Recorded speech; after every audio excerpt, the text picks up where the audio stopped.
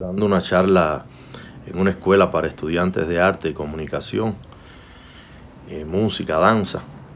Me preguntaba uno de estos estudiantes, uno de estos muchachos, con esa curiosidad que caracteriza a la juventud con respecto al tema de la tendencia sobre todo, que qué libros yo leía, que qué películas yo veía, que qué información yo consumía y que cómo yo podía distinguir de cuando una cosa era frívola, cuando una cosa era sustanciosa, cuando un texto o cuando un documento era constituía una información trascendente o cuando era algo efímero, pasajero, circunstancial. O sea, le preocupaba mucho a este chico y me di cuenta que era una preocupación de casi todos los que estaban ahí, hasta dónde las cosas son verdaderas y hasta dónde son efímeras, hasta dónde son reverberantes y transformadoras cuando uno las consume. Estamos hablando de un texto, de un producto cultural, y hasta dónde son liviandades, son cosas que acarician tu piel. Entonces, en un momento yo utilicé un término, con esa supina altanería que tiene uno a veces con la vejez, que empieza a decir cosas como si fueran verdades absolutas. Yo le dije, mira, yo evidentemente parece que he desarrollado un detector de mierda, que de eso hablaba Hemingway, ¿no? De que el lector debía desarrollar esa capacidad. Incluso le puse el ejemplo de Hemingway y de Cortázar. Le dije, mira, estos autores tenían una habilidad ya de que podían agarrar un libro, leer la primera página, leer una página intermedia, otra en los 3/4 del libro y otra del final, y darse cuenta por ya la antena, por la axiología, por el nivel de conocimiento de si ese era un texto bueno o malo. Lo mismo pasa con una película. Desde que una película empieza, un documental, ya uno sabe si aquello tiene perspectiva o no. Claro, eso no quita que hay obras que puedan empezar bien y terminar mal, ¿no? Pero bueno, uno desarrolla esa habilidad. Y yo, con esa supina altanería de la vejez, le dije, mira, además de desarrollar ese don, por llamarlo de alguna manera, que aprendí de estos autores, que bueno, todos son autores que tienen categoría de Nobel, que son gente muy reconocida, entonces hay que hacerle caso a ellos cuando uno dice esa cosa, ¿no? Y también he aprendido que hay personas inteligentes, hay autores inteligentes, hay pensadores inteligentes, enciclopédicos,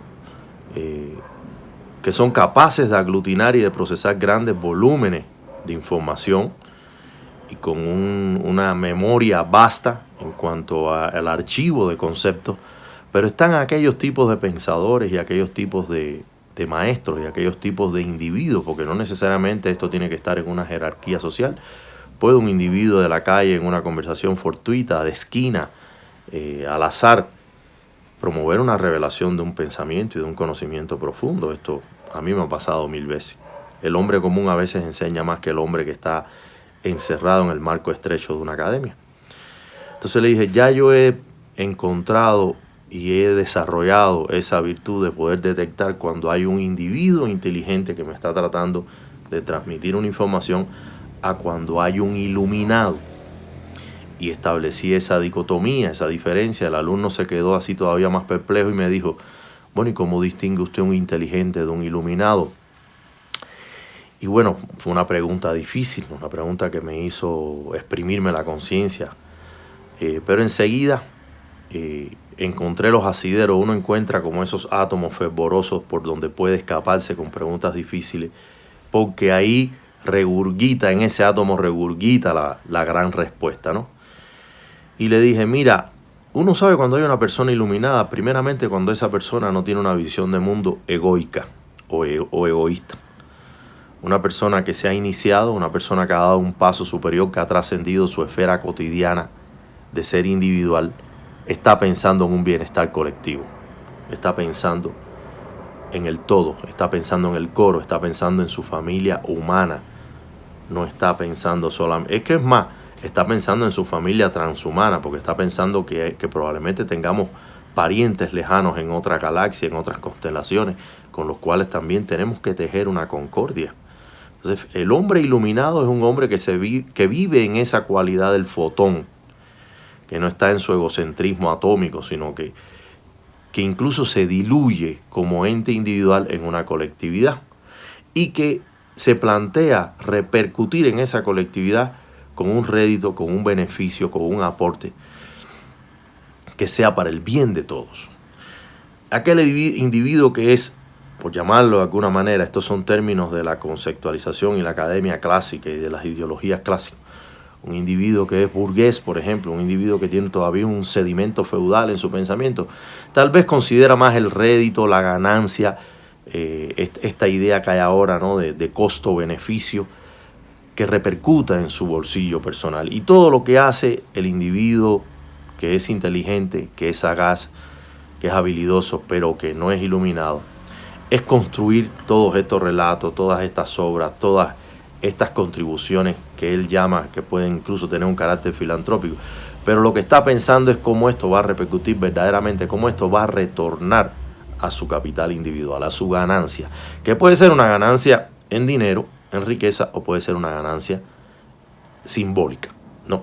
Pero siempre desde su visión egoica está pensando que esto le genere un beneficio. El individuo iluminado ya se despojó de ese atavismo y entonces está pensando que él tiene una misión en la tierra y que tiene que generar un progreso y que efectivamente él es un fotón que tiene que transmitir una serie de vitales informaciones efímeras que es impactar, compactar, conmocionar, transmutar, metamorfosear la realidad, y que por donde él vaya como vaya, en las condiciones que sea, él tiene que resonar una energía que contagie de virtuosismo, de excelencia, de optimización, de desarrollo, de progreso a todo lo que lo circunda. Esto es una cosa que uno percibe inmediatamente. Y no quiero decir con esto que estos individuos siempre tienen que apelar a un discurso modélico o a una forma o a un tono políticamente correcto. No, yo he visto gente exacerbada, he visto a Krishnamurti exacerbada, he visto a Osho perder la tabla, he visto a Sadhguru perder la tabla y decir cosas medio irritado y hasta subir el tono, porque también estos individuos también experimentan una especie de libertad interior. Y ahora que menciono este libro, La libertad interior de Krishnamurti, me recuerdo aquella visita de él a las Naciones Unidas, una visita donde él sin pudor alguno se paró ahí en el podio y descalificó a las Naciones Unidas y hizo ver que aquello era una teatralidad y que era una farsa.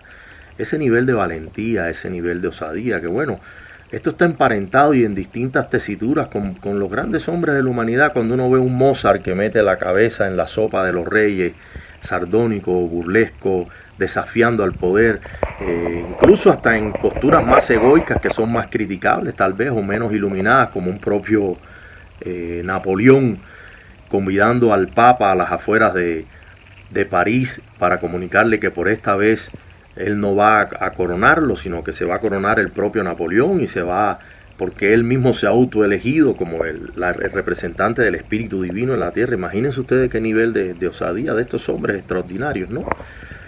O cuando vemos que un propio Krishnamurti después dice: el silencio me purificó. ¿Por qué? Porque también seguimos dándole demasiada importancia al tema de la palabra, o sigue siendo la palabra el mejor y más efectivo de las herramientas de comunicación humana. Y bueno, ahora mismo que yo estoy hablando con ustedes, las estoy saboreando, ¿no? Estoy experimentando ese goce, ese placer que también tiene una perversidad, ¿no?, con la palabra. Sin embargo, sabemos que el iluminado ya trasciende también el terreno de la palabra y su acción es la que engendra entonces una transformación y un cambio en la realidad.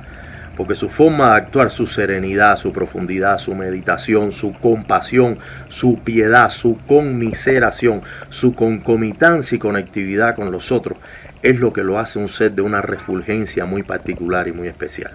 Esto es importante que lo tengamos en cuenta, porque este es un individuo que ya tiene una conciencia de su holística, del papel de su individuación egoica y psicológica, cómo se inserta en ese mantra total, en ese mapa conceptual de la generalidad y de la totalidad del campo unitivo de la existencia, ¿no? Por eso es que un tipo como Osho dice: cuando uno está haciendo el amor con una mujer, no está penetrando a una mujer como vulgarmente dice el hombre occidental. Uno está cohabitando con la existencia en una manera y en una dimensión trascendente, que es la creación más sagrada. Fíjense qué manera de ver las cosas más. Y por eso el propio Osho dice: no desestimes nada, no conflictúes con nada, no contraríes con nada, porque todo entra en la ecuación de la existencia y todo es útil y todo es provechoso. Unas opiniones, las otras, las pros, las contras, las luminosas, las oscuras. Entonces, ese individuo luminoso, entre otras cosas, lo que te vende es esta filosofía de una integración, de una inmersión en una totalidad donde el ego psicológico ya no es un muro, ya no es una frontera. Y este individuo iluminado lo que va es sintiendo y teniendo una autoconciencia sistémica, que esto es muy importante, de que él es una pieza del sistema y que en la medida que él como pieza se autoperfecciona, se mejora, se hace más virtuoso, se hace más próspero, se hace más detentor del conocimiento, se optimiza en sus recursos, por donde él camine, por donde él atraviese, su resonancia, su consecuencia de acción, de actuar, va a ser mucho más progresista. Entonces él tiene esa visión, que es el místico, ese iluminado, es el individuo que incluso se puede comportar como el ser más mundano del mundo, ¿no? Siempre con una conciencia horizontal y no jerárquica, no vertical, porque también el hombre que vive, aunque es inteligente y que vive en la esfera psicológica, sí tiene un debate siempre con el poder, ¿no? Los hombres iluminados, por supuesto, que no aceptan subordinaciones, no aceptan jerarquía, porque además, como en el propio caso del Buda, estuvieron dispuestos en un momento determinado a renunciar a las grandes riquezas, a los grandes poderes y a convertirse incluso en mendigos, con tal de que su mensaje, que su obra y que su accionar transformara la vida, porque esa es, a fin de cuentas, la gran misión de cualquier sistema de creencia o filosófico o de pensamiento, ¿no? Modificar la realidad, concebir una nueva realidad, reinventar la realidad, transformar la realidad.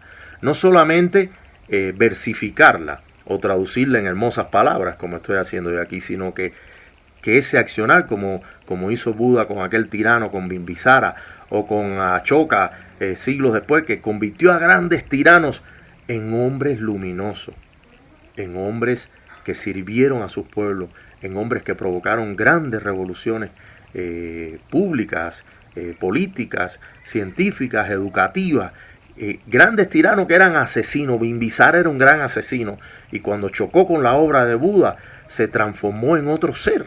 Esa es la grandeza del hombre iluminado y eso es algo que se da a través de un salto cuántico. Eso no tiene que tener una progresión sosegada, no. Desde que yo vi por primera vez la primera frase de Krishnamurti, la primera frase de Gurdjieff, de Osho, de todos esos grandes hombres, de Krishna, cuando tú lees esos grandes pensadores, incluso hasta de hombres que son simples mortales, pero que tienen esos rasgos de iluminación, uno percibe inmediatamente que ahí hay otra fuerza, que ahí hay otro motor que está engendrando una nueva historia. No sé si esto les sirva o no les sirva a los que lo están escuchando.